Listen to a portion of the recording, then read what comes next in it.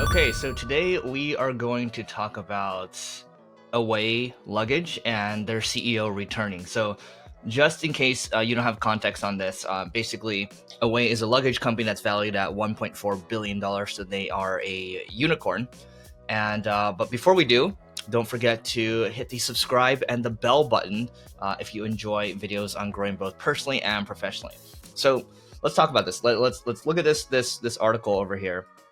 And this article is actually from The Verge, and if you just Google The Verge Away, AWAY, you can see that you can see the entire thing here. So I'm going to give you a quick summary of what happened. So Away as a company, their luggage, they were kind of a forward-thinking luggage company in the past, where they would give you you can have a charger on top of your suitcase, and they're relatively cheap, I believe, and they created a movement around them. So I see a lot of people, I believe even employees at Single Grain, which is the ad agency that I have. They use Away Luggage. So what ended up happening was The Verge uncovered a story where Away as a company, as an organization, is actually it seems to be fairly toxic. So you can see over here, where the screenshot over here where it says Steph Korey. But you can see what she's saying. So this is the CEO, Steph, and she's kind of in her early 30s right now. Just so you have some context in terms of age. So can we ask some ops account managers to send us photos of all gold monogram luggage, blah blah blah. Okay, look at this right here. So if whoever is doing these luggage tags is brain dead enough to package up and send a tag that clearly has incomplete letters, it seems extremely unlikely to me that a retraining on SOPs is going to be sufficient, a sufficient set of next steps for us to ensure blah, blah, blah, right? But, what you don't do as a leader, what you shouldn't be doing is you shouldn't be calling people brain dead. Like, what message does that send to your entire organization, right? So yes, I get it. As a leader, there's a lot of things going on. You have to keep finances in the bank. You have to maintain the vision. You have to be recruiting all the time.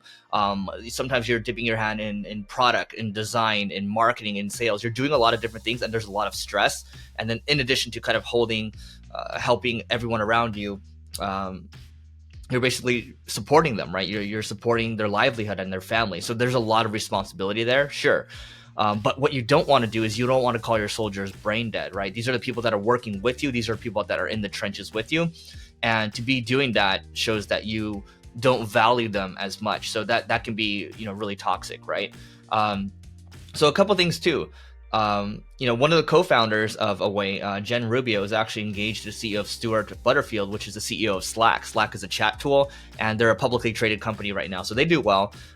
And so Away, as a company, they use Slack to chat, right? This is how they use communications. But one of the rules that Away has as a company is that you shouldn't be using direct messages. Everything should be transparent. They're trying to be a transparent company.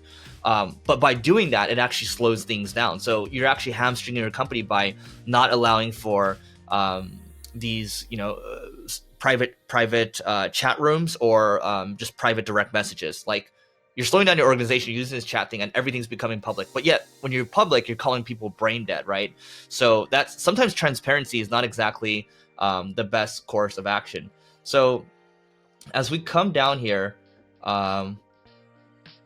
we can, here's one other thing that I want to pull up over here. So what I think they did well was they created a cult movement, right? So you are joining a movement. And that's kind of what you want to do when you're creating a culture. Cult is kind of in there. So not necessarily like cult in like a bad way, but you are creating a family of people that are kind of, rowing in the same direction. So, all this to say is that this piece went out, and, Away was basically requiring people to work, during the holidays. Like, people were super stressed out, and, you can see over here, Happy New Year's. And then, so you can see over here, I'm not gonna read the whole message here, but what I'm highlighting, one of the customer service people were like, hey, there's two scenarios here. You can either take the day off plan, or, but if you do that, the team's gonna fall even more behind, or you can work for 6 hours and get a month off as a reward. But the problem with that is the month off as a reward actually didn't happen. And you can see here, this person burst into tears. So it's like they're overworking people. They're not being transparent. They're not allowing people to communicate when you're, it's almost like an authoritarian thing when you're not allowing people to gather into their own private channels and communicate privately. You want to foster that transparency, and then also you're calling people brain dead too, right? And then let's see over here. Oh, so she's sending a message here at 10 p.m. So you don't, ideally, you want your people to rest. You want your people to, this is why we do a 25-day vacation policy after someone has stayed 2 years, PTO. They get well, they don't get 2 years. They get 25 days after they've stayed 2 years because we think it makes sense for people to rest. And that's why we always give, I believe we give at least a week off for Christmas, and kind of work during the holiday break, December time. Sometimes it might even be a little longer than that. All that to say, like, even though you're the leader of a company, let's say you're starting a company, sure, you might be working. Like, I love working, but you can't have that expectation for your people too. So that's another lesson here. And you can see her saying here, I know it's late, but 10 p.m. So she's saying, hey guys, like, I need help. I need people working. I see people active on Slack. She's basically policing people, right? So basically, The Verge came out with this story. And you can see, like, it's just like walls of text. Ideally, if there's any issues, you talk about it with people, or at minimum, you do a video chat or you talk on the phone, right? So there's just a lot of things going on here that I think could probably be improved. Now, here's the thing. After this piece went out, the CEO, Steph, she actually stepped down, and they hired the Lululemon chief operating officer to become the CEO, I believe. But what's interesting is this was supposed to happen January 13th, which is yesterday. And so look at this. This is a Wall Street Journal piece over here. She resigned, and then guess what happened? She comes back and she's like, we're going to be co-CEOs. And she said, you know what? The social media mob came out and we did it. And, she let some inaccurate reporting influence the timeline of transition plan that we had. So, but here's the thing, like, look at all this stuff. Like, is this inaccurate? Like, but the thing is, she apologized for this afterwards and she stepped down. But now all of a sudden it's inaccurate, right? So, the thing here, like, the Away's like demanding, corrections to The Verge. So they're like, I'm sure they got lawyers involved and they're telling The Verge that, hey, you got to take this stuff down. This is the exact working arrangement. But the problem here is you're not consistent with your message. I think stepping down was the right move, but now you're coming in as co-CEO. So not only you're gonna demotivate the people that were already, like, they weren't really keen on following you, but the new person that you just brought in, you're going to be co-CEOs. Like, how's that going to work with the other person? Like, that's not going to work out well, because usually you want to have one person, and obviously if it's one person that's leading the thing, one person that's driving the vision, one person that's recruiting, keeping money in the bank, financing the company, like, that's what that CEO is there for. But when you do co-CEOs, it has worked in the past, but usually, like, what happens is this person's not a co-founder. This person was a hired gun. So who's going to have more of the say? It's actually demotivating for this to happen. So all of a sudden she reverses course and she comes back. And the final thing I'm going to call out here is, if we do Glassdoor, which is where a lot of people review their working on a company, you can see here Glassdoor, they're rated at a 3.4 over here. But check this out. December 5th, I left because of a toxic culture. Sad but true, right? All the bad things that are going on, good and bad. There's just so many things going on.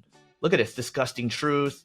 Grass isn't always greener. So employees are honest. They're very honest, and they put their reviews on Glassdoor. So we can know that from the screenshots from The Verge and her resigning, and then the negative reviews on Glassdoor, that most of the stuff is probably true. And then the fact that she's coming back and she's trying to twist it into her own advantage and doing this co-CEO thing, I don't think it's going to go over well for Away. Sure, they're valued at $1.4 billion. At the end of the day, the way I've seen it is I thought it was a wave where, everyone's like, oh, cool, Away, they have all these, like, neat, gadgets that they add to a suitcase. And to me, it's maybe like a 5 or 10% improvement.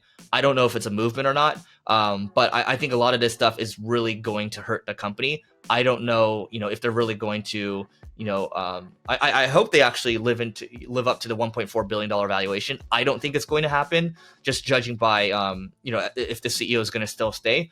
But that's just my general reaction to this. I think, with this whole, like, this is drama. This is business drama, startup drama.